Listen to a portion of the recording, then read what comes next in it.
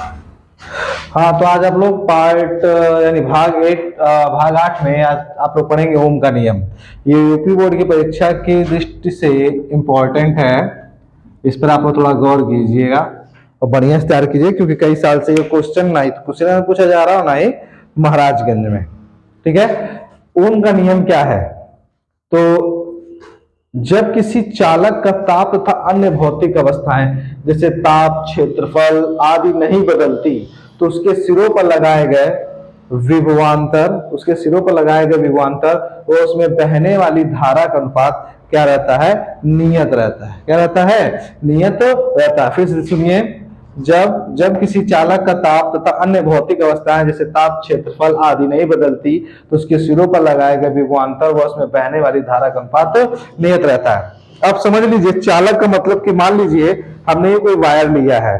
ठीक है, ये क्या है? कोई वायर है। ठीक, इस वायर की अगर आपसे कोई कहे किसी भी तार की, अगर कोई पूछे कि इस तार की भौतिक अवस्था क्या होगी, तो जाहिर सी बात है इस तार की जो भौतिक अवस्था तुम बताओगे तो कहोगे जो तार होगा उसका ताप, क्षेत्रफल, ठीक, इन सब चीजों के बारे में आप बता सकते हैं। अब देखो, फिर से देख लो, ओम का नियम क्या है? हमने क्या कर दिया, जब किसी चालक का, किसी भी चालक का, तो मान लो क्या है, कोई चालक है, चालक मतलब कोई तार है, कि जब किसी चालक का ताप यानी इस चालक का जो टेम्परेचर हो गया, उसकी अन्य भौतिक अवस्था जैसे ताप हो गया, क्षेत्रफल हो गया, ठीक, आदि नहीं बदलती हैं, तो उस चालक तार के सिरों पर लगाए गए, तो चालक तार के सिरा, एक सिरा ये और एक सिरा ये, तो चालक तार के सिरों पर लगाए गए विभवांतर तथा उसमें जो बहने वाली धारा का अनुपात क्या होता है? नियत रहता है। क्या रहता है? नियत रहता है। फिर से देख लो क्या दे रहे हैं, जब किसी चालक, मान लो ये कोई क्या है? चालक है। जब किसी चालक, तो हमने इसको बता दिया, चालक का मतलब क्या है आपका यहाँ पर? ताप। चालक का मतलब आपका यहाँ पर है तार से है। किससे है? तार से। वही कह रहा है, जब किसी चालक का ताप, यानी ताप का मतलब हो जाएगा इसका टेम्परेचर से। किससे मतलब? इसका टेम्परेचर, यानी इसका ये जो चालक तार है इसके ताप से। किससे? ताप। ठीक, तो ये कह रहा है, जब किसी चालक का ताप तथा अन्य भौतिक अवस्थाएं जैसे, तो मान लो अन्य भौतिक अवस्थाओं में इस चालक का, ये चालक है, अन्य भौतिक अवस्था में क्या रहेगा? इसकी लंबाई आ जाएगी, इसके अनुप्रस्थ काट का क्षेत्रफल आ जाएगा, टेम्परेचर आ जाएगा, यही सब इसके अंतर्गत आएगा, भौतिक अवस्थाओं के अंतर्गत। वही कह रहा है कि जब किसी चालक का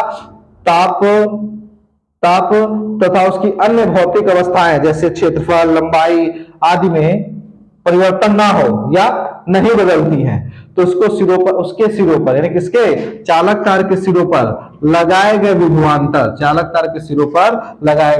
विभवांतर तथा उसमें बहने वाली धारा का अनुपात, उसमें बहने वाली जो धारा, यानी धारा कौन सी है? इसमें बहने वाली धारा का अनुपात क्या रहता है? नियत रहता है। तो क्या कहलाएगा? ओम का नियम कहलाएगा। ठीक, तो यहां से आप कंफर्म कर सकते हैं फिगर से। मान लीजिए यहाँ क्या लगा हुआ है? चालक है, चालक के सिरों पर क्या विभवांतर लगा हुआ है, परिवर्तन किसमें नहीं होता। तो फिर से देख लो, जब किसी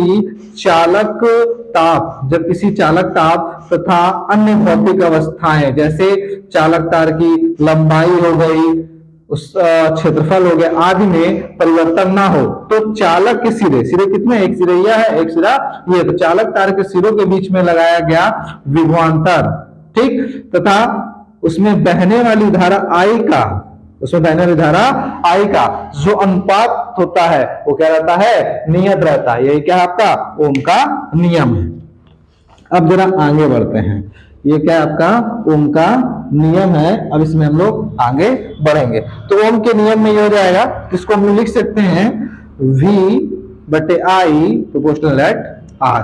यही आपका क्या था? ओम का नियम था। क्या था? ये आपका ओम का नियम था। इसको दूसरे रूप में लिख सकते हो, V इक्वल टू क्या लिख सकते हो? IR भी लिख सकते हो। V क्या है? विभवांतर है। किसका विभवांतर? जो चालक लिया गया था उस चालक के सिरों का, यानी चालक सिरे कितने? ये और ये, इस चालक के सिरों का क्या था? ये विभवांतर था। और इस चालक के सिरों में क्या प्रवाहित हो रही थी? धारा, यानी कौन प्रवाहित हो रही थी? I प्रवाहित हो रही थी। ठीक है, और आर हो गया, यानी दोनों का अनुपात, यानी विभवांतर और धारा का अनुपात क्या होता है, नियत होता है। यानी यहाँ पे जो आर है ये क्या किसका कार्य कर रहा है, यहाँ पर एक नियतांक का कार्य कर रहा है। किसका कार्य कर रहा है, नियतांक का। यानी चालक के सिरे पर लगाया गया विभवांतर तथा उसमें बहने वाली धारा आई का अनुपात क्या रहता है, नियत रहता है। वही यहाँ पर क्या कहलाता है, ओम का नियम कहलाता है। हो गया। अब आगे बढ़ते हैं। तो ये आपका हो गया, ये क्या हो गया, ओम का नियम कहलाता है। ठीक, अब इसके बाद ओम के नियम का सत्यापन आएगा। क्या आएगा, ओम के नियम का सत्यापन। अब इससे पहले आपने ओम का नियम पढ़ा, अब आप पढ़ेंगे ओम के नियम का सत्यापन। ओम के नियम के सत्यापन में क्या है, सबसे पहले हम फिगर देख लें। फिगर में क्या क्या है, कुंजी है, बैटरी है, ये धारा नियंत्रक का सैंपल जो देख रहे हो, धारा नियंत्रक है, ये अमीटर है, ये प्रतिरोध तार है, ये वोल्ट मीटर है। अमीटर से धारा का पाठ्यांक ज्ञात करते हैं और वोल्ट मीटर से विभवांतर का पाठ्यांक ज्ञात करते हैं। क्या है ओम के नियम का सत्यापन। सबसे पहले तो एक चीज कॉमनली जान लीजिए, कभी कभी बोरिकल में पूछ देता है कि ओम के नियम का सत्यापन किस पर लागू होता है। तो ये आपको मालूम होना चाहिए कि ओम के नियम का जो सत्यापन होता है वो धातु से बने चालकों पर निर्धारित करता है। किस पर निर्धारित करता है, धातु से बने चालकों पर निर्धारित करता है। और दूसरी बात ये कि इसमें जो प्रतिरोध लिया जाता है, जो प्रतिरोध इसमें लिया जाता है, जो प्रतिरोध तार लिया जाता है वो हमेशा किसका बना होता है, किस पदार्थ का बना होता है, वो मैग्नीन का बना होता है। किसका बना होता है, मैग्नीन का बना होता है। और इस पूरे फिगर में कुंजी लगी रहती है, बैटरी लगा रहता है, धारा नियंत्रक लगा रहता है, वोल्ट मीटर लगा रहता है, और क्या लगा रहता है, अमीटर लगा रहता है। ठीक, जो कि श्रेणी क्रम में रहता है। किसमें रहता है, श्रेणी क्रम में रहता है। ठीक, ओम के नियम का सत्यापन तभी सिद्ध माना जाता है जब विभवांतर तथा आई की वैल्यू यानी पाठ्यांक जब एक समान होते हैं तो वहां पे ओम का नियम सत्य माना जाता है। जैसे नीचे ग्राफ बना देखिए, ये विभवांतर है और ये क्या है, धारा।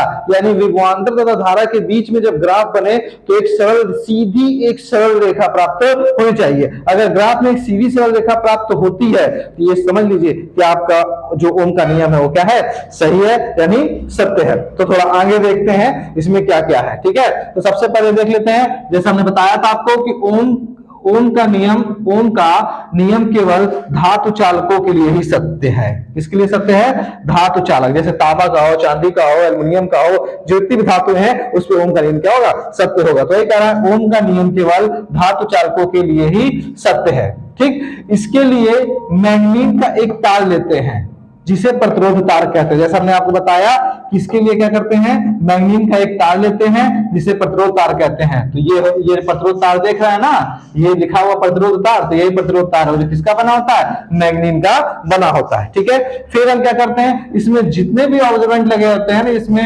जितने भी उपकरण लगे होते हैं वो सब किसमें रखे जाते हैं, श्रेणी क्रम में रखे जाते हैं। किसमें रखे जाते हैं, श्रेणी क्रम में। लिखा हुआ है बैटरी, अमीटर, धारा नियंत्रक तथा कुंजी लगाते हैं। ठीक, यानी इस पूरे परिपथ में क्या क्या लगाया, अमीटर, कुंजी, बैटरी, धारा नियंत्रक लगाते हैं। ठीक है, तथा तार के सिरों के बीच में, ये तार के दो सिरे हैं, देख रहे हैं ना, यहाँ ज्यादा डार्क कर देना, तार के सिरों के बीच में क्या लगाया जाता है, वोल्ट मीटर लगाते हैं। क्या लगाते हैं, वोल्ट मीटर लगाते हैं। जैसे ही हम कुंजी को लगाते हैं, जैसे ही हम कुंजी क्या करते हैं, लगाते हैं, जैसे ही कुंजी को लगाते हैं तो कुंजी में क्या लगती है, धारा प्रवाहित होने लगती है। क्या प्रवाहित होने लगती है, धारा प्रवाहित। जैसे कुंजी को लगाया गया वैसे इसमें क्या लगती है, देखिए संबल बना, जैसे ही कुंजी को दबाया गया वैसे इसमें वैद्युत धारा प्रवाहित होने लगती है।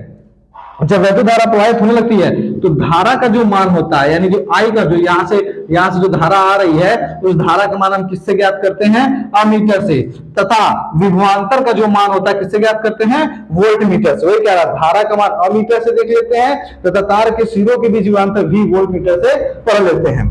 फिर धारा नियंत्रक द्वारा परिपथ में बहने वाली, तो धारा नियंत्रक जो लगा हुआ है, धारा नियंत्रक, इस धारा नियंत्रक द्वारा क्या करते हैं, परिपथ में बहने वाली धारा का मान बदल बदल कर कई बार अमीटर तथा वोल्ट मीटर का पाठ लेते हैं। क्या करते हैं, यानी एक बार मान लो कितने 0.8 पर आया, ठीक है, एक बार 0.8 पे आया, फिर धारा नियंत्रक से मान बदलेंगे, मान लो 0.6 कर लिए, यानी इस तरह से लगातार वैल्यू क्या करते रहते हैं, चेंज करते रहते हैं, ठीक है, यानी पाठ लेते रहते हैं। तो हम प्रेक्षणों से देखते हैं कि V तथा I के बीच में जब ग्राफ बनाया जाता है तो हमें क्या प्राप्त होता है, एक सरल रेखा प्राप्त होती है। जैसे ही सरल रेखा प्राप्त होती है तो ये सरल रेखा बताती है कि जो ओम का नियम आपका है वो क्या है, सत्य है।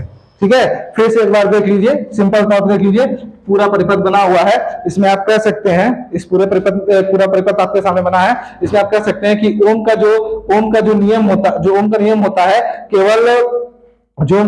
है केवल धातु चालकों पर ही सत्य होता है। ठीक, पहला पॉइंट। दूसरा पॉइंट क्या हो जाएगा, दूसरा पॉइंट हो जाएगा कि इसमें जो प्रतिरोध का जो ताल लगा होता है, जो प्रतिरोध ताल लगा होता है वो मैंगनीन का बना होता है। किसका बना होता है, मैंगनीन का बना होता है। ठीक, मैंगनीन का बना होता है। तीसरा पॉइंट, इसमें श्रेणी क्रम में क्या क्या लगा रहता है, बैटरी है, अमीटर है, ठीक है, बैटरी, अमीटर, धारा नियंत्रक कुंजी, ये सब लगे रहते हैं। ठीक, तार के सिरों के बीच में, ये तो जो तार के सिरे हैं, इन तार के सिरों के बीच में एक वोल्टमीटर लगा होता है। ठीक है, तो जो धारा का मान होता है वो अमीटर से, तथा जो विभवांतर का मान होता है वो वोल्टमीटर से। किससे विभवांतर का मान, वोल्टमीटर से पढ़ लेते हैं। ठीक है, फिर वोल्टमीटर से पढ़ लेते हैं, फिर धारा नियंत्रक द्वारा क्या करते हैं, धारा नियंत्रक द्वारा हम क्या करते हैं, परिपथ में बहने वाली धारा, यानी परिपथ में बहने वाली धारा आई, ठीक, तथा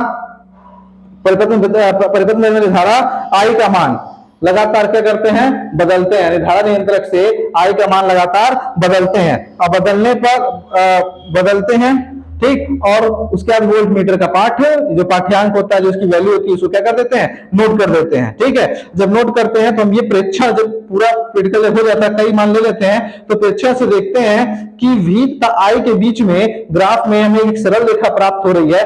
तो आपका अगर सरल रेखा प्राप्त होती है तो आपका जो ओम का नियम होगा वो क्या होगा, सत्य होगा। ठीक है, तो ये लॉन्ग नंबर में क्वेश्चन आपका पूछ सकता है। ठीक, तो इस पर ज्यादा आप लोग फोकस कर लीजिएगा। ओम का नियम, ठीक, और ओम के नियम का सत्यापन, ये दोनों का भी एक साथ पेपर में आ जाता है। उम्मीद करते हैं आप लोगों को समझ में आया होगा, और इस बार बोर्ड परीक्षा के लिए सबसे इंपॉर्टेंट क्वेश्चन है, इस पर थोड़ा विशेष का ध्यान आप लोग दीजिएगा। ठीक है, अब कल के वीडियो में हम लोग पढ़ेंगे श्रेणी क्रम और समांतर क्रम का फार्मूले का प्रूवमेंट पढ़ेंगे हम लोग।